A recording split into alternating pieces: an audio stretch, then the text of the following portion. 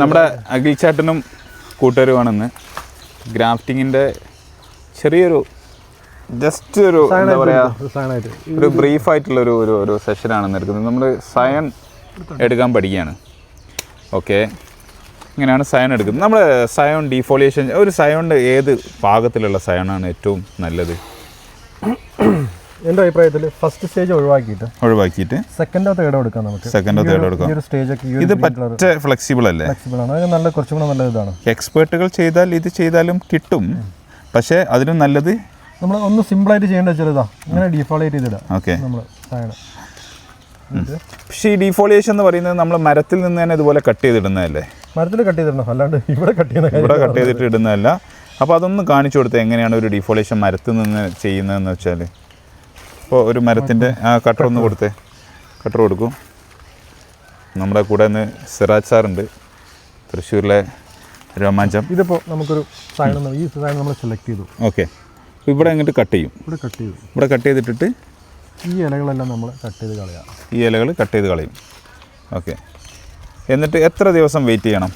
ഇപ്പോൾ ഇതിൻ്റെ അവസ്ഥ എന്ന് പറയുന്നത് 20 days വരെ. 15 to 20 ഡേയ്സിൻ്റെ ഉള്ളിൽ നമുക്ക് ഇതിന്നൊക്കെ ഷൂട്ട്സ് ഇങ്ങനെ മുള പൊട്ടി നിൽക്കും. മുള പുറത്തേക്ക് വരരുത്, ജസ്റ്റ് ഇങ്ങനെ തള്ളി വരും. ഓക്കെ, ആ സ്റ്റേജിൽ നമ്മളതാ.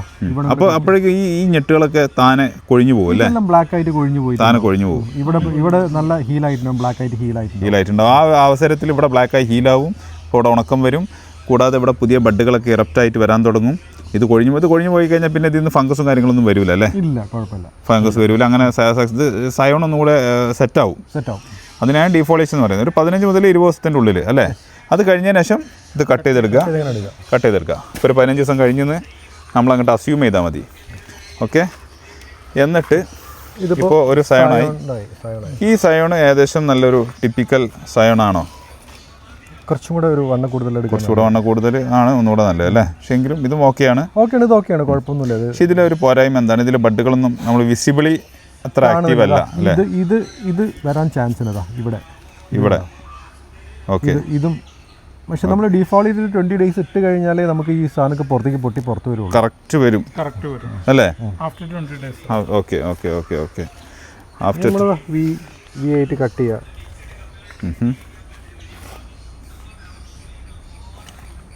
ഓക്കെ, കത്തി മൂർച്ച കുറവുണ്ടല്ലേ? കത്തി നല്ല മൂർച്ചയുള്ള കത്തി ഉണ്ടെങ്കിൽ ഒരൊറ്റ ചെത്തിൽ 2 വലിയ കാര്യം നടക്കും. ഓക്കെ, ബാക്കിയൊക്കെ ഇങ്ങനെ ചെയ്ത് എക്സ്പീരിയൻസ് ആകുന്നതാണ്. ഒരൊന്നുമില്ല, നമ്മൾ ഫ്ലാറ്റായിട്ട് ഒരു വി ഷേപ്പിൽ ഒരു കട്ടിങ് ചെയ്യാം, അത്രേ ഉള്ളൂ അല്ലേ? ഇതിനകത്ത് നമ്മൾ ടച്ച് ചെയ്യാൻ പാടില്ല. പക്ഷേ എന്താ മലയാളത്തിലൊരു ചൊല്ലുണ്ടല്ലോ, തള്ള ചവിട്ടിയ പിള്ളക്ക് ദോഷമില്ല എന്ന് പറയുന്ന പോലെ. അല്ലാണ്ട് നമ്മുടെ കൈയൊന്നും അഴുക്കാവാത്ത രീതിയിൽ നമ്മളെപ്പോഴും സാനിറ്റൈസ് ചെയ്താൽ നല്ലതാണ്. കഴുകിയാലും മതി. പിന്നെ അതിനുശേഷം ഒരു എന്താ പറയുക, ഹൈജീൻ ഇമ്പോർട്ടൻ്റ് ആണ് ഇതിൽ. ഇപ്പം ഇതിനൊരു സിറാജ് നോക്ക്, ഇതിലിപ്പോൾ നമ്മുടെ സയണിന് സൈസ് കുറവാണ്. കമ്പയർ ചെയ്യുമ്പോഴാ ഈ ഒരു ഡിഫറൻസ് ഫീൽ ചെയ്യുന്നുണ്ട് സയണും റൂട്ട് സ്റ്റോക്കും തമ്മിൽ. അപ്പോൾ നമ്മൾ എന്താ ചെയ്യാന്ന് വെച്ചാൽ റൂട്ട് സ്റ്റോക്കിൻ്റെ ഇവിടെ നമ്മൾ കട്ട് ചെയ്യും, പകുതിയിൽ നിന്ന് താഴോട്ട് സൈഡിൽ അതിന് പാകമായിട്ടുള്ള രീതിയിൽ കട്ട് ചെയ്തെടുക്കും. ജസ്റ്റ് എങ്ങനെ എടുക്കും. ഓക്കെ, എന്നിട്ട് വൺ സൈഡിൽ സൈൻ വെച്ച് കൊടുക്കുക. ഈ സൈഡിൽ ഇങ്ങനെ ചേർത്തിട്ട് സൈൻ വെച്ച് കൊടുക്കും, ഒരു സൈഡിലേക്ക് അല്ലേ? ഓക്കെ, അങ്ങനെ തൊട്ട് നോക്കിയാൽ ഇവിടെ തൊട്ട് നോക്കിയാൽ മതി. തൊട്ട് നോക്കിയിട്ട് നമുക്ക് ഫീൽ ചെയ്യരുത്. അത് കറക്റ്റ് ആയിരിക്കണം. ഇങ്ങനെ ഇറക്കി വെച്ച് കഴിഞ്ഞാൽ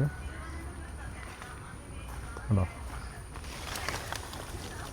കറക്റ്റായി നിൽക്കണം. ഇത് ടാപ്പ് ചെയ്ത് കഴിഞ്ഞാൽ നമുക്ക് ഈസി ആയിട്ട് കിട്ടും. അപ്പോൾ ജസ്റ്റ് ഒരു ഗ്രാഫ്റ്റിങ്ങിൻ്റെ ബേസിക്സാണ്. നമ്മളൊരു ഫുൾ ഡീറ്റെയിൽഡ് വീഡിയോയുമായി വരുന്നതാണ് വൈകാതെ തന്നെ. അപ്പോൾ ഗ്രാഫ്റ്റിങ്ങിൻ്റെ വീഡിയോ വേണ്ടവർ കമൻറ്റ് ചെയ്യുക. ഇനി ആർക്കെങ്കിലും ഗ്രാഫ്റ്റൊക്കെ ചെയ്യണമെന്നുണ്ടെങ്കിൽ, വീട്ടിൽ വന്നൊക്കെ ചെയ്യണമെങ്കിൽ, ബാർ ക്രാഫ്റ്റൊക്കെ ചെയ്യണമെന്നുണ്ടെങ്കിൽ നമ്മുടെ സർവീസ് പ്രൊവൈഡ് ചെയ്യുന്നുണ്ട്. ഞാൻ നമ്പർ കൊടുക്കാം. ഇത് തന്നെ ചുറ്റി ഇതങ്ങനെ നമ്മൾ മുകളിലോട്ട് കൊണ്ടുവരികയാണെന്നുണ്ടെങ്കിൽ ബെസ്റ്റാണ്. അത് എക്സ്പേർട്ടായിട്ടുള്ളവർ ചെയ്യുമ്പോൾ ചെയ്യാം, അല്ലാത്തവരെ ചെയ്യാൻ പറ്റില്ല. അപ്പോൾ ഗ്രാഫ്റ്റിംഗ് പഠിക്കണം. ഗ്രാഫ്റ്റിംഗ് സെക്ഷൻസ് അത് വി ഗ്രാഫ്റ്റ് ആയാലും ബാർ ഗ്രാഫ്റ്റ് ആയാലും അങ്ങനെ എന്തെങ്കിലുമൊക്കെ ആഗ്രഹമുള്ളവർക്കൊക്കെ നമ്മളെ ബന്ധപ്പെട്ടാൽ അല്ലേ, നമ്മുടെ അഖിൽ ഭായിയുടെ നമ്പർ കൊടുക്കാം. ഓക്കെ, അപ്പോൾ നിങ്ങളുടെ ഏരിയയിൽ വന്ന് പഠിപ്പിച്ച് തരണമെങ്കിലും അല്ലെങ്കിൽ ഗ്രാഫ്റ്റ് ചെയ്ത് തരണമെങ്കിലൊക്കെ പിന്നെ കവർ ബന്ധപ്പെടാം. ഇങ്ങനെ ഇട്ട് കഴിഞ്ഞാൽ കവറിൻ്റെ ആവശ്യമില്ല ശരിക്കും. ഇത് തന്നെ നമുക്കൊരു മോശം ഫോം ചെയ്തു. ഫോം ചെയ്തു.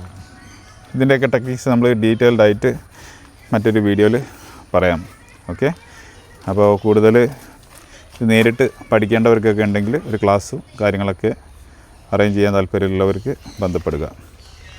Okay, by.